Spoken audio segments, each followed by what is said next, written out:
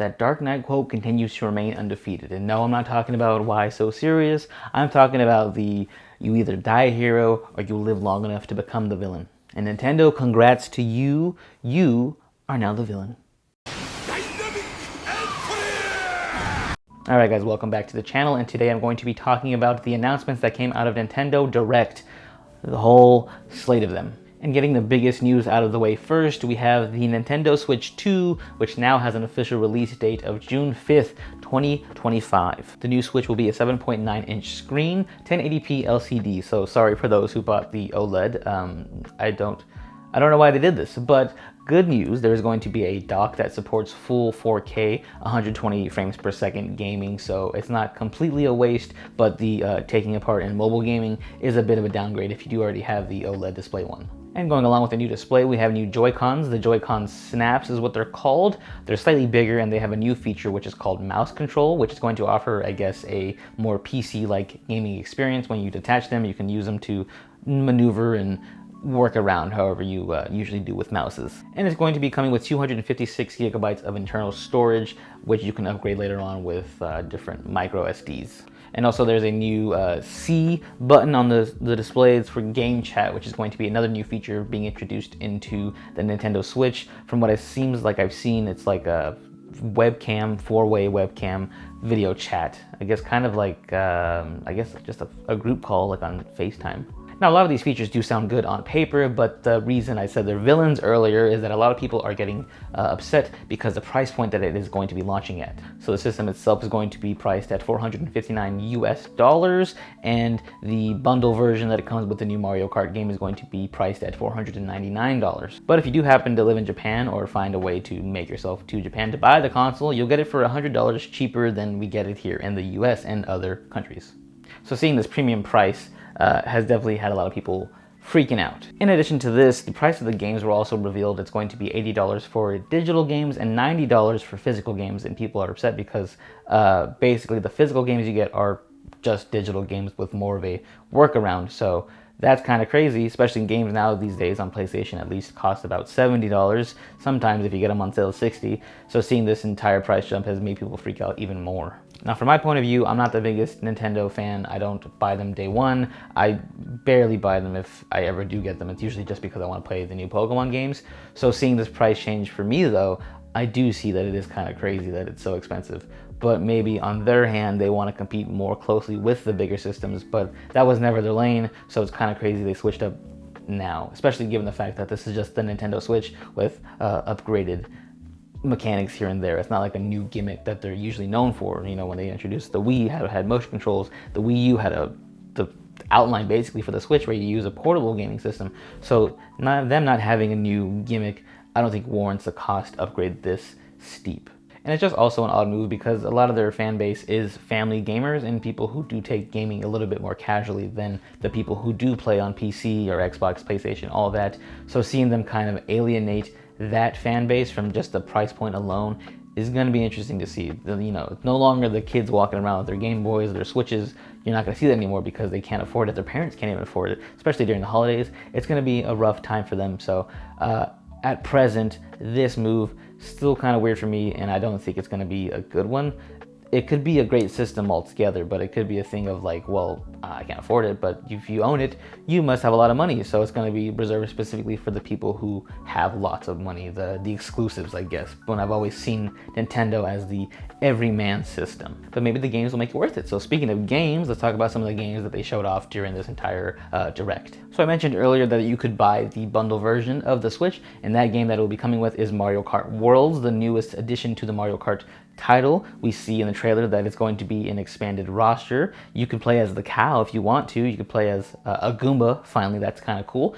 But also, you are going to be racing with 24 people at once, which is crazy. I don't think, what is it, 12 normally? So you're doubling that. You're getting bigger maps. You're getting a bigger roster and just more fun. Mario Kart itself is at a point to where you can't really upgrade too much more because we know what to expect from a Mario Kart game. It's kind of like any other racing game. It's the most you can do is add new cars and new tracks. There's not going to be much improvement on gameplay. So I'm excited because it's always going to be a good time to have Mario Kart. It's like the best party game you can have, but also it's not a huge huge thing, like a huge announcement, like a big time, like, oh, this is pushing the Nintendo Switch. People are gonna buy it to get Mario Kart, you know?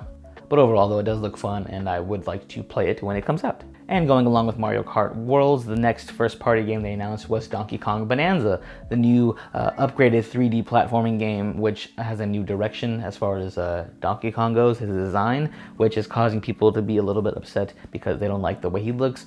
To me, he's monkey, he jumps up and down and does fun things like that. I think it's okay.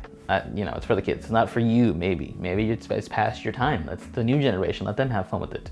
Looks fun, though. I'm not a platformer, so I can't really speak too much about how excited I am for it. But for those who do enjoy Donkey Kong and Donkey Kong Country, I like those games, happy for you. And as always, people want the new Smash Bros. Game, but I have news for you. Sakurai is not working on that. He's working on the new Kirby Air Riders game, which is going to be a little fun racing game involving Kirby and his pals. Apparently, we haven't got a new one since 2003 on the GameCube, which is crazy. It's over 20 years ago now, so Kirby Air Riders is due up for a series, so why not now, you know? And they also announced some upgraded versions of Zelda and Metroid 4. They're coming to the Switch 2 with upgraded versions. It's kind of like when you upgrade your PS4 game to the PS5 version. New features, remasters, all that fun stuff. So that'll be fun for the people who are getting the Switch for the first time. You can play the classic titles. And they're doing that thing where they're not leaving the old system behind completely. They're going to be releasing simultaneous titles, one on Switch and one on Switch 2. And one of them is going to be the new Pokemon ZA game.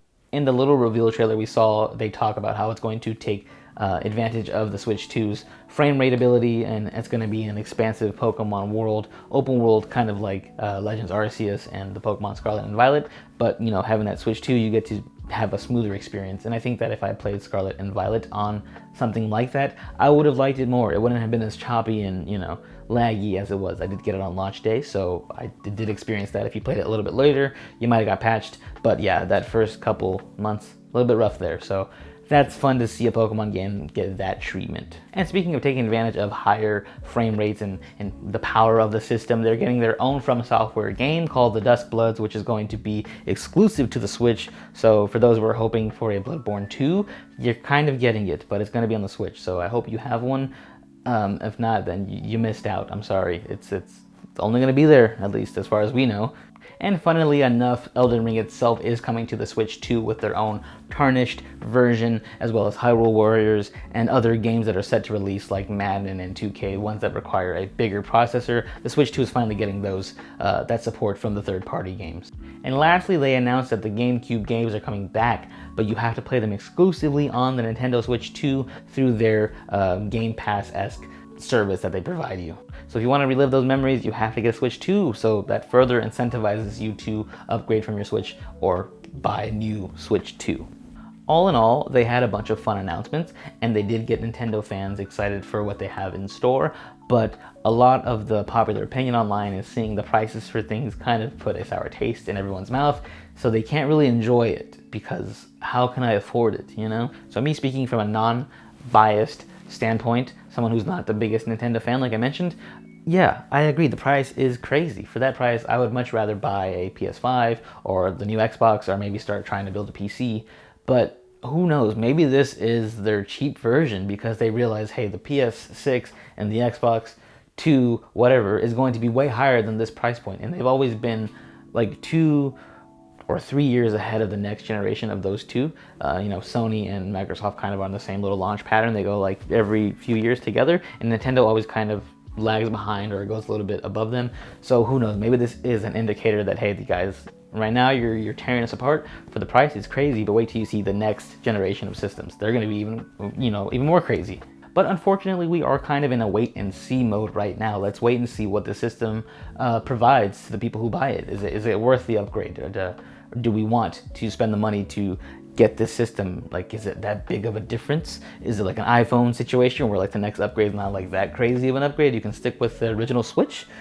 Who knows? But if you did want to upgrade, you can pre-order this system on the 9th of April. So here in a few days. So get on it if you want it. And like I mentioned earlier, it does come out in June 5th specifically, so you have a little bit of time before it comes out. Save your schmeckles now while you can. But me personally, I won't be getting it day one. I usually only get them for the Pokemon games, and the Pokemon ZA game does not look that crazy for me, but that's because I'm not a big fan of like the remakes. I like when they do like the next storyline. So going back and playing something I've kind of already played, even though it is different, I'm not super excited for it. So I probably will wait a few years to get this, if I'm even going to get it at all, because a lot of the times my friends get it and I can just play when I go to their house, because that's what's so fun about the Nintendo system, is you play it with your friends.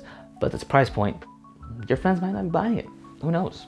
But yeah, that is going to be the wrap up of the Nintendo Direct, how it kind of affected everybody for that day. So let me know down below how it affected you. Are you excited for this? Will you still be buying it? Are you done with Nintendo? Are you going to move yourself to a different system? Whatever your thoughts are, let me know down below. And if you want to subscribe, we appreciate that. We're almost at 520 subscribers, which is cool. I like getting subscribers. It makes me feel happy inside. So yeah, do that. Also, if you want to follow us on Instagram and TikTok and all that stuff, it's also down in the description. So yeah, thank you guys for watching. Until next time, go find a friend, go halves with on this system, and buy it for yourself.